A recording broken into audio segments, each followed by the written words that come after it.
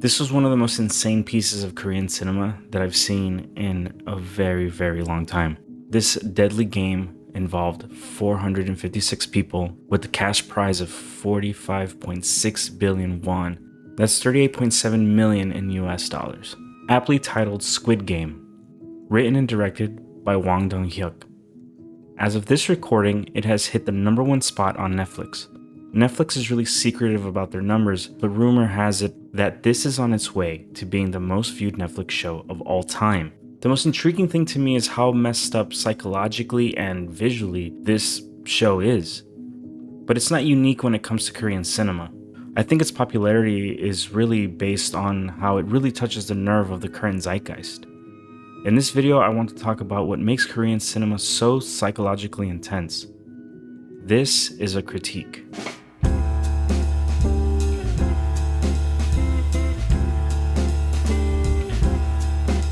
Cinema in general usually takes a lot from the culture past or present, depending on the country it inhabits. Like westerns, for example, are a very American-centric thing, or films about baseball.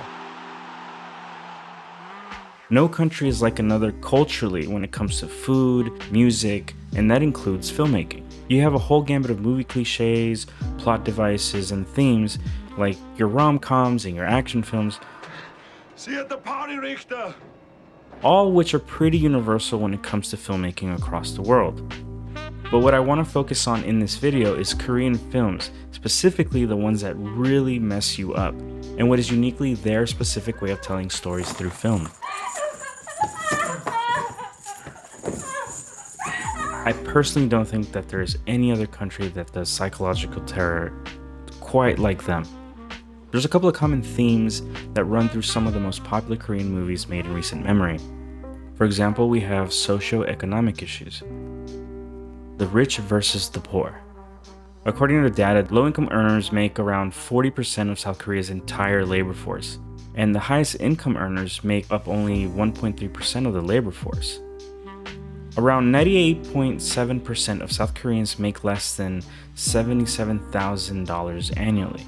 This has made many South Koreans, especially those of the younger generation, feel like they're not really benefiting during periods of economic growth, and have criticized the increasingly difficult socioeconomic situation and class stratification in the country, dubbing it as Hell Joseon.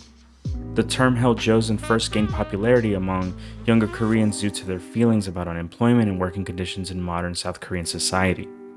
Hell Joseon is a mixture of words of hell and Joseon, meaning South Korea is a hellish, hopeless society. So it is no surprise that this kind of socioeconomic disparity bleeds into cinema. Sometimes it's really subtle, like in Parasite, where this poor family connives their way into this wealthy family's existence so they can try to have a piece of the pie. But then we have extremes like Squid Game and their extravagant death trials, where the VIPs get to bet and be entertained by the players and their loss of life.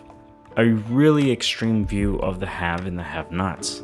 At the very end of the game, the host congratulates Gi-yoon on his win, comparing the contestants to horses in a race.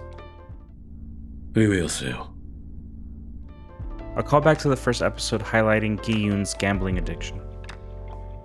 Another theme that is threaded through some of the most popular Korean films is the intense violence and how fragile and meaningless someone's life can be.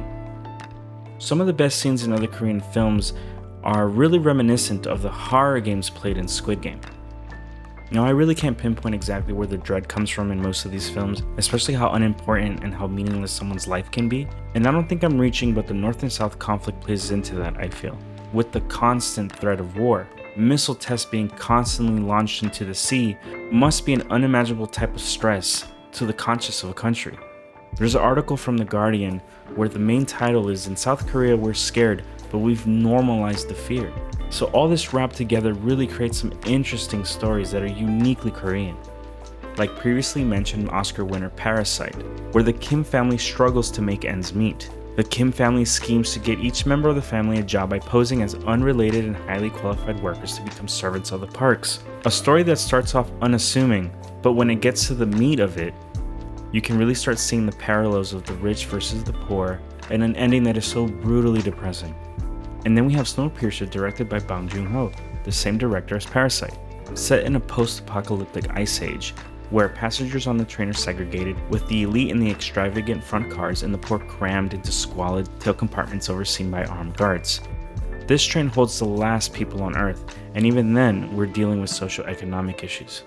And just an honorable mention to Train to Busan, which was such an amazing film and really just made you feel hopeless while you watched these zombies just chow through everyone. But the movie that I want to compare Squid Games to and the parallels in it is one of my favorite films of all time, 2003's Oldboy, directed by Park Chan-wook.